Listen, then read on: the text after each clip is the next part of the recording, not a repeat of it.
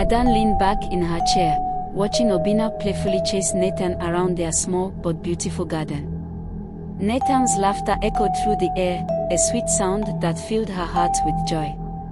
It was a far cry from the pain and emptiness she once endured. They had worked hard to build this life, and now, it felt like a dream come true. Their businesses were doing well. Obinna's foundation was gaining recognition for its community work, while Adanne's modest tailoring shop had grown into a thriving boutique with loyal customers. People admired their resilience, and the couple found joy in their simple but fulfilling life. Every evening, the family would gather around the dining table, sharing stories and laughter. Nathan, now 7, was the light of their lives. His curious questions and playful antics kept them on their toes. To outsiders, the Onyenkers were a picture of happiness, proof that love and hard work could overcome anything.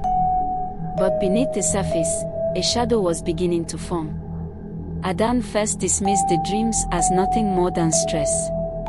She had been working long hours at the boutique, managing orders and meeting deadlines. The dreams started as vague, unsettling images, dark figures lurking in the distance, whispering voices she couldn't understand.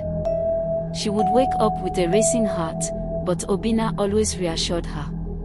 "You're just tired," he said one night, stroking her hair. "You've been doing so much. Take it easy." Adanne tried to follow his advice, but the dreams persisted. One night, she dreamt of standing alone in an empty field. The sky was dark, and a figure loomed in the distance, its face hidden. When she tried to run, her feet felt rooted to the ground. She woke up sweating, clutching her chest. "It's just a dream," she whispered to herself, trying to shake off the fear. But deep down, she felt uneasy. The unease began to seep into her waking life. Small, unexplained things started happening.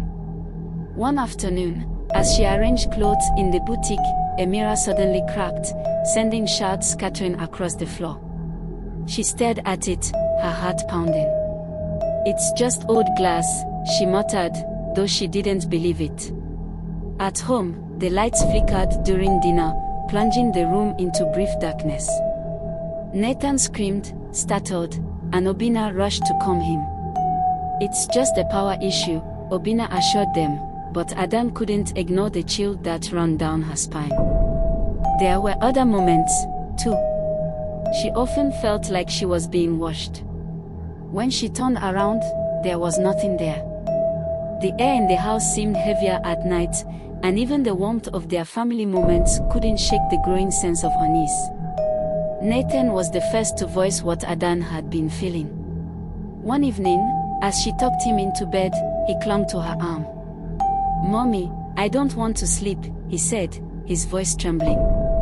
"Why, my dear?" she asked, smoothing his hair. "I keep seeing them," he whispered, his eyes wide with fear. "Seeing who?" Adanne asked, her throat tightening. "Scary people. They come in my dreams. They just stand there and look at me." Adanne forced a smile, trying to comfort him. "It's just your imagination, Nathan. You're safe here with us." But as she closed the door to his room that night, her hands trembled. His words echoed her own fears. She decided not to tell Obinna, not wanting to worry him, but the burden grew heavier each day. The next morning, Nathan's usual laughter was absent. He sat quietly at the breakfast table, poking at his food. Obinna noticed and frowned. "Nathan, are you okay?" Nathan shrugged, avoiding his father's gaze. "I didn't sleep well," he muttered. Adanne and Obinna exchanged a worried look. "Maybe he's just tired," Obinna suggested, trying to lighten the mood.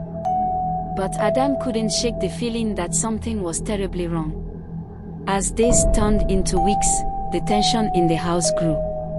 Adanne's dreams became more vivid, and Nathan's complaints of scary people continued. Even Obinna began to notice the strange occurrences. Adanne stayed up late that night, staring at the ceiling, her mind racing.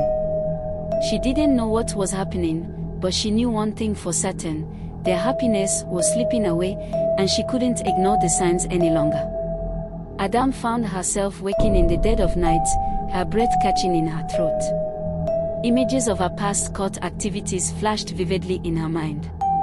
In one dream, she stood in the dimly lit mansion where the rituals had taken place, surrounded by robed figures chanting ominously.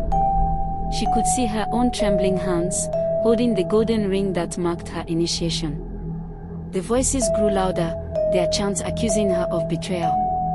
Each time she woke, her heart raced, and her clothes were soaked with sweat. She tried to push the memories away, telling herself it was all in the past, but the dreams wouldn't let her forget. They felt real, as if the shadows from her past were creeping into her present. At her boutique, Adanne began noticing things she couldn't explain. A shadowy figure darted across the shop floor one afternoon, disappearing before she could make sense of it.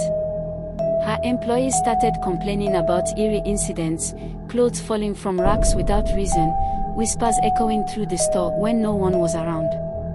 "Madam, I don't think it's safe here," one of her seamstresses confided. "Something is wrong." Adanne tried to reassure her staff, but the unease in her own heart made her words hollow. The boutique, once lively and bustling, began losing its charm. Clients started canceling orders, citing inexplicable reasons. Long-term customers suddenly became distant, and new ones stopped coming altogether. Obina's foundation wasn't spared either. Sponsors began withdrawing their support, and promised donations failed to arrive. Obina spent sleepless nights trying to salvage their projects, but every effort seemed to hit a brick wall. "It's like everything we've built is falling apart," he admitted one evening, his voice heavy with frustration. Nathan's illness began subtly. At first, it was a simple fever, the kind children often experience. Adanne and Obina didn't think much of it, assuming he'd recover in a few days. But the fever lingered, and soon, other symptoms emerged. Nathan became unusually weak, struggling to even sit up in bed. His once cheerful face grew pale, and dark circles appeared under his eyes.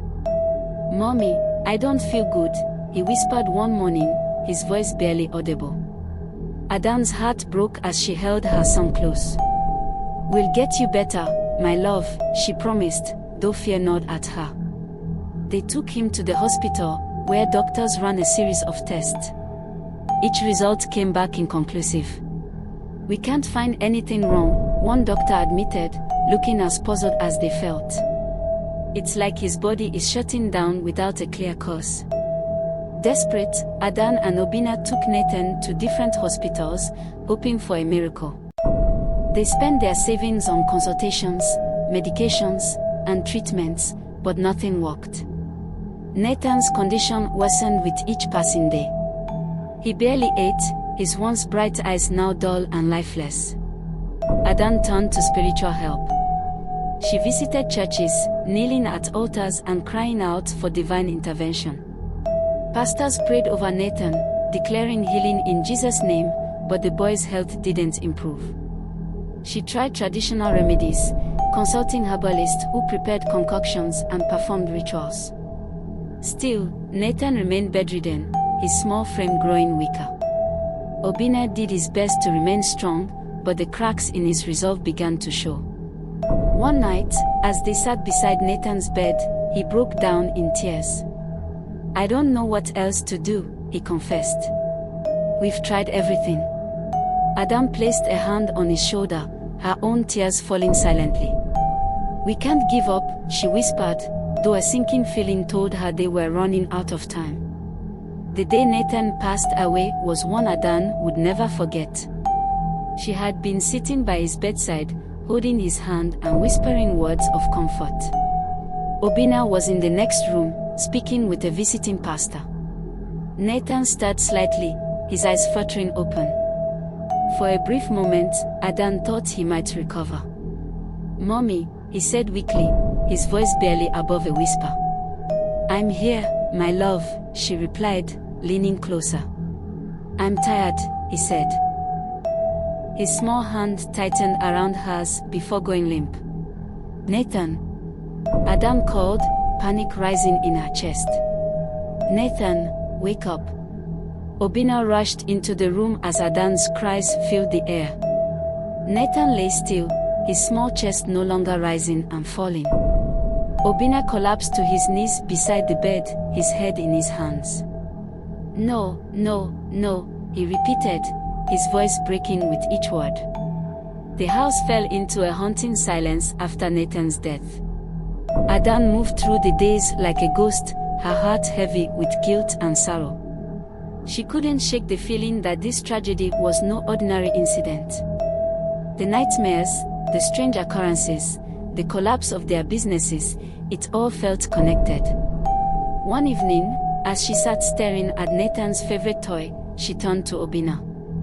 "I think this is my fault," she said, her voice trembling. Obinna looked at her, confused. "What do you mean?" Adanne hesitated, tears streaming down her face. I think this isn't just bad luck. Something is haunting us, and I need to find out why." Obinna nodded slowly, his own grief evident in his eyes. "Whatever it is, we'll face it together." Adanne clung to his words, drawing strength from their unity. But deep down, she knew the journey ahead would test them in ways they couldn't yet imagine. Adanne sat on the edge of her bed, her hands trembling as she clutched Nathan's favorite blanket. The room was eerily quiet, the kind of silence that pressed down on her chest like a heavy weight.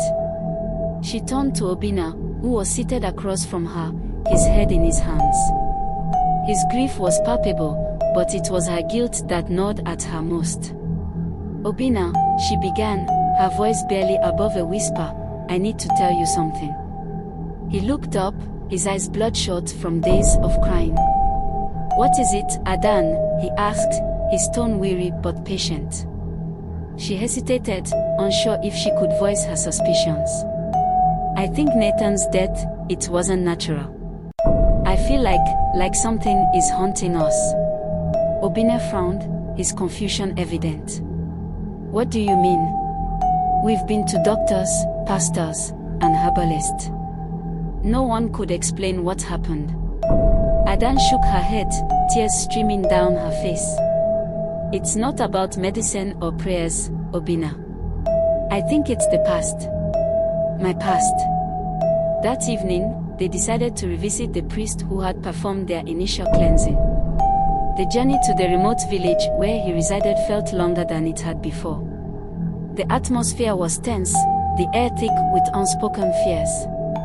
When they arrived at the priest's humble compound, the sight of the familiar shrine sent a chill down Adanne's spine. The priest, an elderly man with a long white beard and piercing eyes, greeted them with a knowing look. "You have returned," he said simply. "Yes, Baba," Adanne replied, her voice trembling.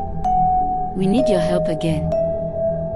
The priest gestured for them to sit on the wooden benches outside the shrine. "Tell me what troubles you," he said. Adanne recounted everything, the nightmares, the strange occurrences, the collapse of their businesses, and finally, Nathan's death. The priest listened intently, his expression unreadable. When she finished, he sat in silence for a moment, his gaze fixed on the ground. "You didn't obey the gods," he said finally, his tone stern. Adanne's heart sank. "What do you mean, Baba?" "I did everything you asked. I burned the items, I gave up so much." The priest shook his head. "Not everything, Adanne. The gods see all.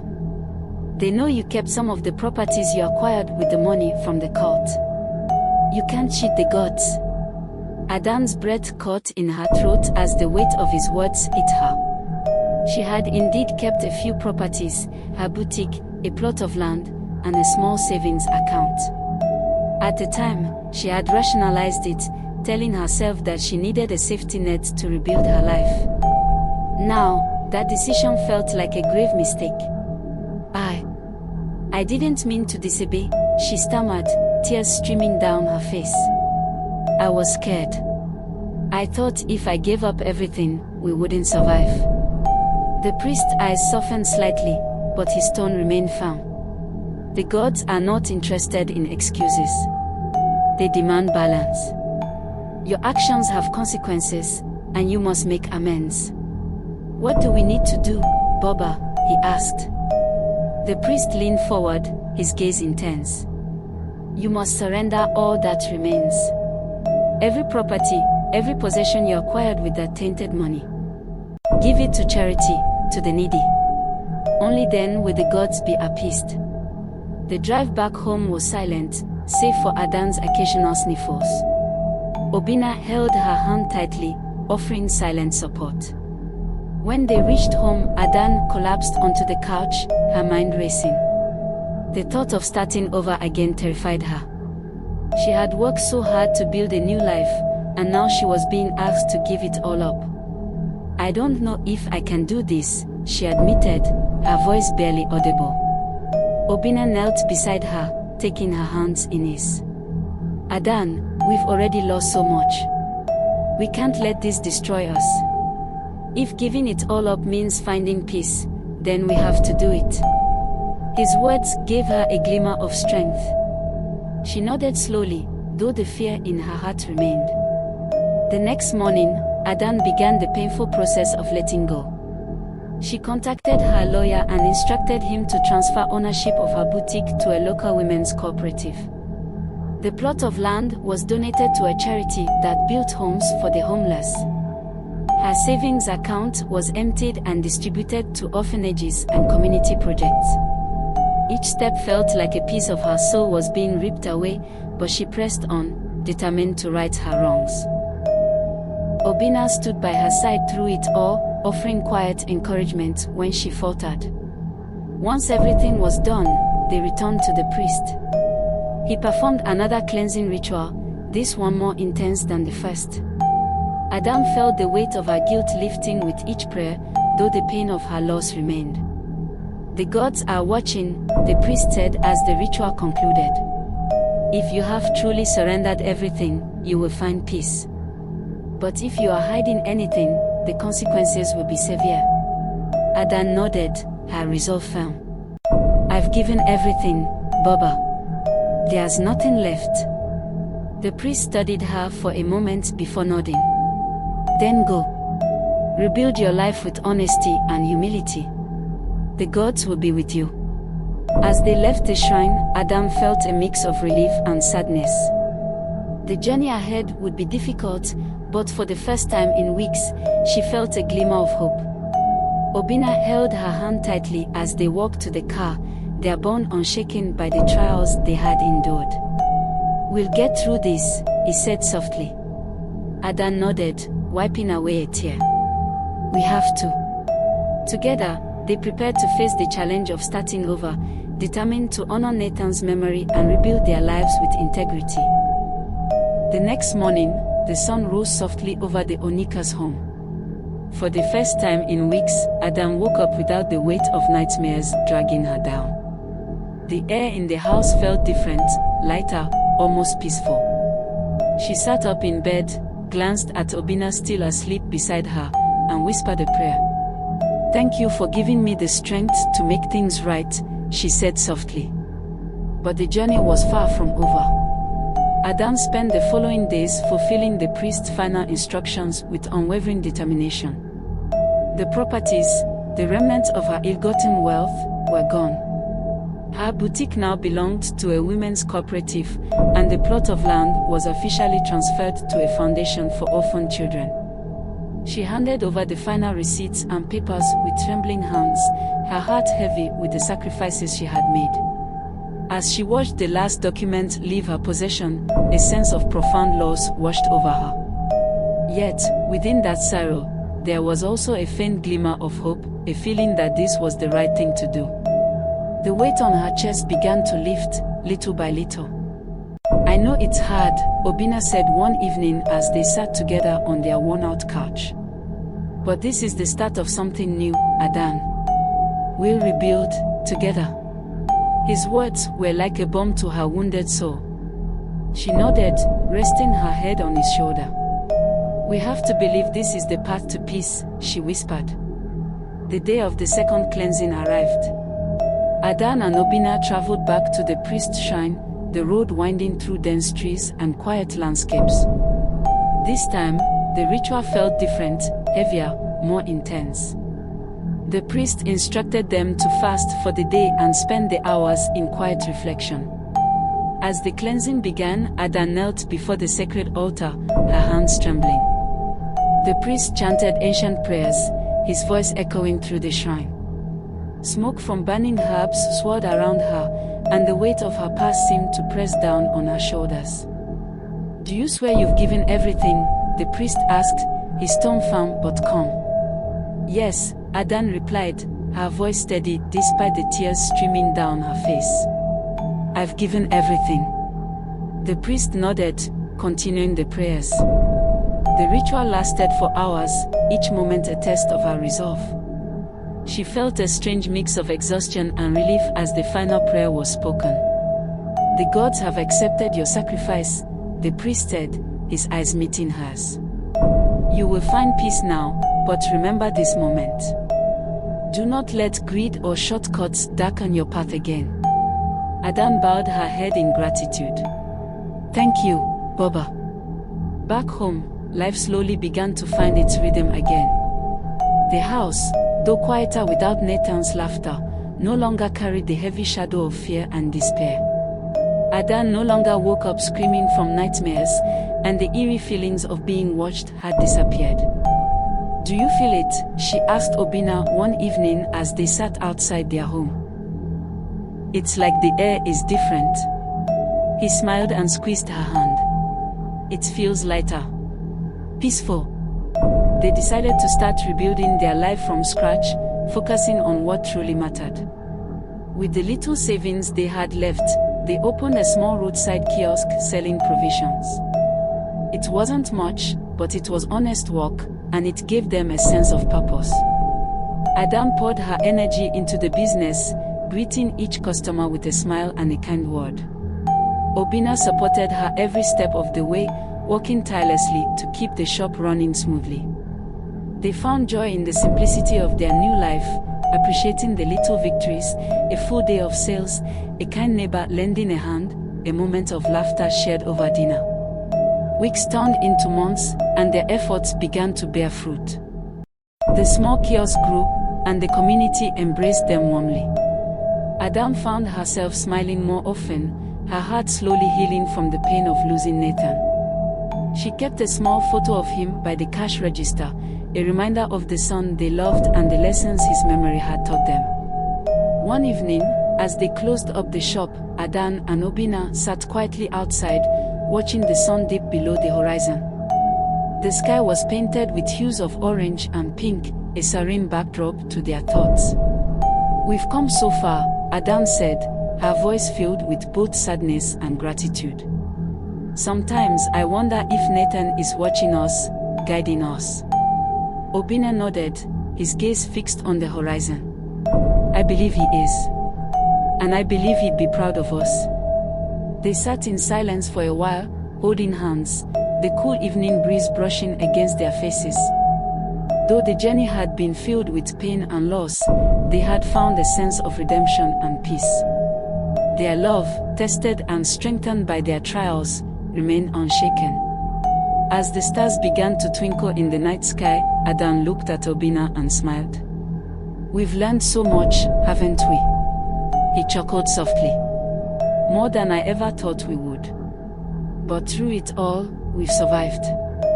And we'll keep surviving," she said firmly. "For Nathan. For us." With that, they stood, hand in hand, ready to face whatever the future held. Their journey wasn't over, but they knew they had the strength to walk it together.